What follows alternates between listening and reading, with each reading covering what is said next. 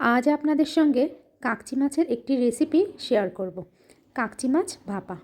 তো প্রথমেই কাকচি মাছগুলো ভালো করে ধুয়ে একটু পেঁয়াজ কুচি, আলু কুচি, রসুন, আদা সব কিছু একসঙ্গে দিয়ে নুন, হলুদ, জিরে গুঁড়ো, লঙ্কা গুঁড়ো, লবণ পরিমাণ মতো সব একসঙ্গে ভালো করে দিয়ে একটু মিশিয়ে নিতে হবে।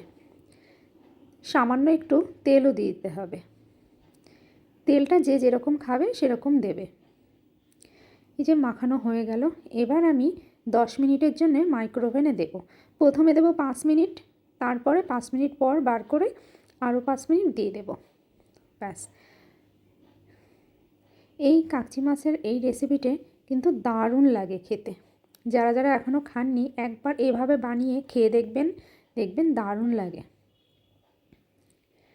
এই যে রান্নাটাও কিন্তু দেখতে দারুণ হয়েছে।